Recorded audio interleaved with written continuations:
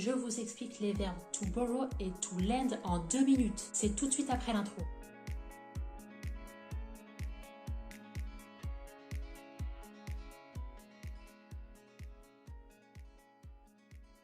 Le verbe to borrow en anglais correspond à la traduction d'emprunter en français. Alors j'ai un moyen mnémotechnique pour distinguer la différence entre ces deux verbes. To borrow commence par la lettre B, comme le mot besoin en français. J'emprunte quelque chose parce que j'en ai besoin. Alors par exemple, I borrow money from the bank. J'emprunte de l'argent à la banque. Alors cette phrase, elle est au présent. Je vais vous donner un autre exemple avec une phrase au passé. I borrowed a book from the library. J'ai emprunté un livre à la bibliothèque. Vous avez pu constater que la forme au prétérit du verbe to borrow, c'est ed à la fin. C'est un verbe régulier. Alors ensuite, on a le verbe to lend qui correspond à la traduction en français du verbe prêter. Alors mon moyen mnémotechnique pour retenir ce verbe, c'est que to lend commence par la lettre L, comme le verbe laisser en français. Lorsque vous prêtez quelque chose à quelqu'un, vous lui laissez. Alors, exemple concret, please lend me this pen. Prête-moi ce stylo s'il te plaît. Donc cette phrase est au présent simple. Autre exemple avec une phrase au prétérit. He lent this book to him. Il lui a prêté son livre. C'est un verbe irrégulier. Lent, c'est aussi la forme au participe passé. Donc pour résumer, pour retenir to borrow, ça commence comme besoin